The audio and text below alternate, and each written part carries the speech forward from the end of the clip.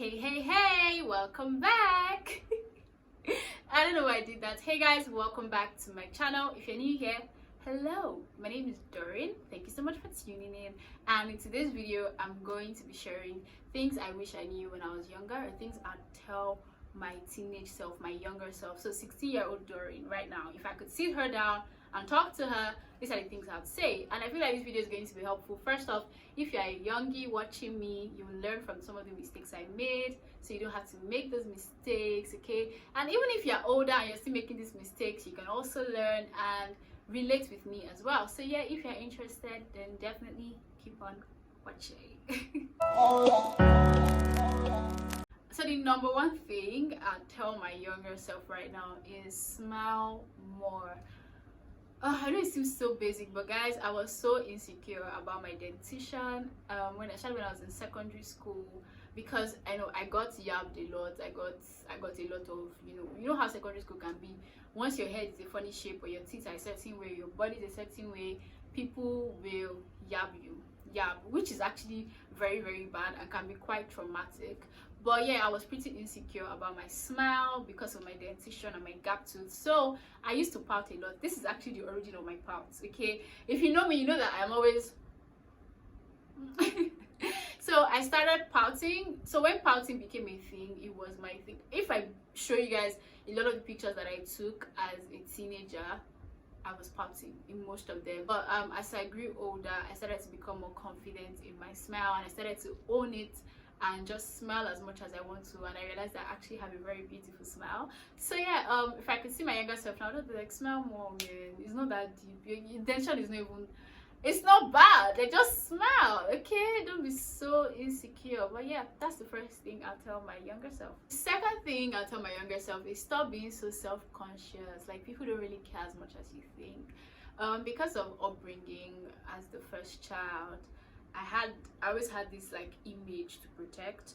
Also, the fact that I was Doreen. Guys, I'm not even a celebrity yet, but growing up, I've always been a popular kid. I've never been that person that is in a class and nobody knows her, or is quiet and just, do you get, like, I've always been in the limelight. Let me explain. In my little circles of friends, in church, in school, from primary school to secondary school, I've always kind of been out there, and for different reasons. A lot of times growing up was mostly because I was a smart kid, okay, and either class captain, or they'll ask me to represent school in this competition, all those kind of things. So I was always kind of in the limelight, right? So I was so self-conscious. I feel like I was not as free as I could have been as a teenager. First of all, this is not really bad, okay? It's good to be conscious of the things that you do, okay? But I think in some instances I kind of overdid it. I just cared about what people would think so much. I cared too much about what people would think, and I didn't realize that people don't really care. I know that as a teenager, just about people was a thing, okay? People always talk about what this person wear, this person no wear, this person not do that, this person not do that. You hear what she did that day? But if I knew like what I know now, I just realized that, bruh, like, if they don't talk about you, they talk about someone else. Just be free, okay? It kept me grounded, okay, in a lot of things. I didn't do so many things because I really cared about like the image I was going to put out, okay, and how I was going to look. But I also think there's so many things that I was super conscious about. I didn't play sports like that after I left junior secondary school because I was super conscious of injuries. I'm like, no. I was just super conscious. I didn't want to look certain way, all those nonsense things. Just caring too much about what people think. And I think if I could sit my younger self down and talk to her, I'd be like, guy, people don't care, okay? You're not all that. You're not Beyonce. Even people like Beyonce, they'll talk about Beyonce today, they'll talk about someone else tomorrow. It's not that deep. Just do you and move on, okay? The third thing I tell my younger self is it's okay to fail. I think this one really ties in with the second point, because, guys, I was allergic to failing. And this is because, as from childhood, I was that first position girl, okay? First position. I had lesson teacher. When it comes to academics, like, I was top, right? And I was so used to passing. Like, I was so used to being the best at things that when an opportunity came for me to do something that I didn't think I'd be the best at, I'll just be like, nah, I won't do it. I was so like I was so anti-failure that I couldn't even try any new thing, because I'm like, if I'm going to fail, no, I have to be the best or one of the best. Like, I have to, if I'm doing something, I have to be the best or one of the best. It's kind of good, because with other things that I did, like things I learned and everything, it made me want to be the, like, it's good to want to be the best, okay? But it's also unhealthy when you can't try new things, you can't take risks, you can't just do things just because. Like, I didn't do a lot of things just because I felt like if I'm going to be bad at it, then no. Okay, things like, for example, I know that in junior school, in secondary school, I was not very good with art. I didn't like drawing, painting, and all of those things. And I just feel like if I just tried it a little more, just explored it, even if like I was failing and I was bad at it, no. But instead, I just did not bother. I didn't do it from like junior secondary school. I dropped fine arts, I dropped music, because I just felt like if I'm not good at this, nope, I'm not going to do it. And I think it was kind of, there was no balance there. I kind of took it too far. So yeah, if I could tell her anything right, I'm like, it's okay to fail, it's okay to not be the best at some things, it's okay to actually do things that you are terrible at doing, just for the fun of it, just for memory's sake. Okay, I keep looking here like my 16-year-old self is there, but if I could tell her anything right now, I'd be like, it's okay to fail. Just accept the fact that you will not be the best at everything, and just do it regardless. You like it, try it. Okay, so yeah, that's the third thing I'll tell my younger self. The fourth thing I'll tell my younger self is you don't have to be one of the boys. Guys, see, as a teenager, I think I've said this so many times on the channel, I was a male friends girl. Okay, I grew up with boys, and I grew up watching cartoons. I didn't have dolls growing up. I grew up watching cartoons, toy cars. That was me, okay? Because I grew up with my brother very closely, so a lot of things my parents would do, they had to do things that both of us could do together, okay? So it had to be either neutral things or things that are kind of boyish in a way. I didn't really have that girly experience. And even like as I grew into like being a teenager and everything, my male friends were easier, okay? They didn't take things to heart. They easily forgave and moved past things. Like, I just felt like girls were so stressful and this and that, and I didn't really have examples of female friends thriving around me. All the examples I had around me, they were either full of drama or it's fake friends. This person really doesn't like this person, but she's pretending to like this person. So I had a lot of drama when it comes to female friendships as a teenager. A lot of drama. Well, now I'm thinking about it, not too much, but like, I had a lot of drama. Almost every year I have one drama or the other, and I just felt like my male friends were the best. So I always wanted to be one of the boys, and even without trying, it used to happen, because I was easy to talk to. I'm still easy to talk to. So I just felt good when, you know, like 3 to 4 boys are friends, and I'm the only girl in the group, and they can tell me their secrets and they can talk to me, and you know, no strings attached, very platonic, but I'm like their guy. You know, when they want to tell their boys something, I'm one of the boys, you know. See, let me just tell you, if you're a youngie watching me, the obsession you have to be one of the boys, dead it fast. Because now that I think about it in retrospect, I think that was coming from a place of validation. I really wanted to feel like these boys saw me as important, okay? If I'm not dating them or anything, let them see me. I want to be important to them. It was like I wanted their approval somehow, so I wanted to be one of the boys, okay? And maybe being one of the boys a lot of times had made girls feel like they couldn't trust me with a lot of things. I really don't know. Thinking back now, I see why, okay? But I wish I invested in female friendships a lot more, because as I grew older, I realized that you cannot, like, your girls, you need your girls, man, you need your female friends, okay? The older you get, the more you realize that. And the older I got, the more I got to see examples of female friendships that were thriving, that were healthy. And I just wish I invested more in my female friendships as a teenager. I wish I spent more time. I wish I did the hard work of forgiving, apologizing, like doing, you know how girls can be sensitive, me included. I wish I did the hard work at that time. So yeah, I wish I just spent more time with with my girls. I wish I just invested with my female friendships compared to the male ones. Okay, so yeah, that's one more thing I'll tell my younger self. Another thing I tell my younger self is learn more skills. I wish I could sit Doreen and talk to her right now. Learn more skills. And to be honest, I didn't do badly. When I left secondary school, I don't know if I've told this here before, but when I left secondary school, I developed an interest in makeup, and I started to learn makeup online. Then I started to watch the likes of Dima and Co. And I practiced. It was a long journey, okay? It was a long journey, but I learned makeup. I got better at it. I loved it so much. I loved beauty so much. I even thought I was going to start a makeup channel eventually.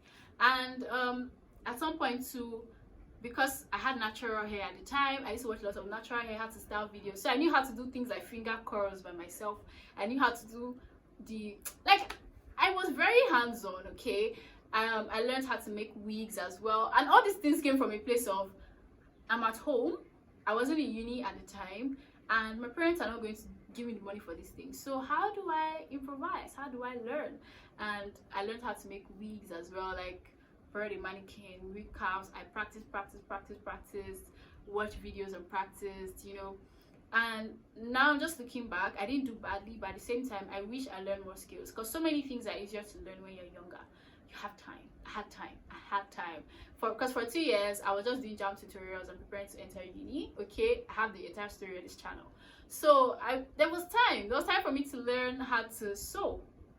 I didn't have to become, it just seemed like if you're learning something at the time, that's what you want to build a career out of, okay? I wish I just learned more skills. I wish I paid attention to Duolingo that time and learned a language. I wish I learned how to play an instrument and I just dedicated my time to it, you know. There are just certain things I wish I learned at the time, certain skills that would not hurt to have, okay? If I could sit my younger self down now and talk to her, like, guys, just learn everything. Any opportunity you have to learn something new, just learn it. Learn any skill you can learn, because you really don't know how it is going to save you money in the future, or it will even be a source of income for you. Because now I know how much doing my makeup myself has saved me money. I know how much knowing how to handle my hair myself has saved me money, okay? And so many things that I've saved money from simply because of the skills that I have. So I'll definitely have told her to learn more skills. Another thing I would have told my younger self is education is not who you are. There's more to life than education, guys. When I was a teenager, my identity and my confidence were in the wrong places. Okay, wrong places. I attached my academic prowess so much to who I was and my identity. I just felt like I was Doreen when I was passing. That was the entirety of who Doreen is. A girl that is smart, and like my self-awareness journey was more okay. I just knew that I had to be passing exams and everything. So during the period where Unilab was doing me basketballs, or even when I got into med school, and you know, there's a part of med school where you realize that so I can get this kind of score. When I even had all those moments, it destroyed me, because I had built a lot of my confidence, a lot of my worth and identity on the fact that I could pass exams well, on the fact that I'll be the best in this thing. So when I eventually got into situations where those things were tested, it ruined and shattered me, man. So I wish I just knew then that education is not everything. Like, it's good to have it, it's good to be good in school, good at school, whatever, but it's not your entire life. You are somebody without this. Like, you are an entire being. You are worthy, okay? You are worthy, you are loved without this thing. This thing does not define who you are. It took a lot of unlearning for me to separate myself from that, for me to understand that I am Doreen. Then when I pass exams, it changes nothing about the core of who I am, okay? Even when I don't do as well as I thought, it still changes nothing about the core of who I am, okay? It took a lot of unlearning to get to that point. So I just wish I knew then that it's not that deep, okay? It's really not that deep. Education is not your whole life, all right? So yeah, the last thing I'll tell my younger self is it's not too early to submit to God. Guys, to be honest, I feel like I found God really early. Like, I knew about, I may not have understood so many things, but I wasn't one of those people that did not have the opportunity to be in the church or hear about certain things. I heard about so many things early and everything. I had that exposure, let me say it like that, early. And from a very young age, I kind of knew that God was going to use me. I don't know. From as of when I was like 15 years old, when I started to watch YouTube channels, when I started to see female preachers, when I started to see people talk about God and everything, I just knew that was different. Even when my friends were doing certain things, I just knew deep down that was different. Like, I loved the life in Christ. I loved the God life, even when I didn't really understand it. Okay, I just wish that I knew that it wasn't too early. I just let people, you know how people say, ah, you're still so young and you're already very spiritual. I just wish I did not let that age thing get into my head and make me think, oh, I'm actually too young, there's time. Okay, it's never too early to submit to God and live a consecrated life. I was easily distracted. I was very distracted, off and on, consistent and inconsistent. So I just wish that I just stayed. I just like devoted, because it would have saved me so many mistakes. It would have saved me so much trauma. It would have saved me so much. It would have saved me so much. Like, I just wish when I was 16, I just said, God, it's me and you. I'm going to learn about this. I'm going to read my Bible. I'm going to I wish I just kept that hunger for God, like, consistently, because bruh, I just thought it was too early, and I let people just talk me out of that. So I wish I knew that living a life submitted to God, if anything, it protects you. It's not even restricting you, it protects you. I said protects. I just thought it was so restrictive. You can't do this, you can't touch that, you can't wear this, you can't wear that. You know, I thought it was about rules and regulations. So I just I still have time when I'm you know. But yeah, I really wish I submitted early, but no regrets here. In all the things I have said in this video, there are no regrets, absolutely none. Okay, those things have made me who I am. Those lessons, because I have those lessons, I can teach you those lessons, and you don't have to make the mistake I made. There's something I like to say: you don't have to get burned by the fire. You can learn from someone else's scars. So you're learning from my scars right now, learning from the mistakes I made, learning from the things that I wish I did better. Okay, so don't make those mistakes if you're in that age range. Even if you're older, I don't think there's a time that it's too late to change something about yourself. So if you see that there's anything here you can relate to it, or anything you think, oh, I'm doing this right now, then you can switch it up. All right, so let me know in the comment section, what do you think you could tell your younger self? What do you think, if you could sit your teenage self down and talk to her, what would you tell her?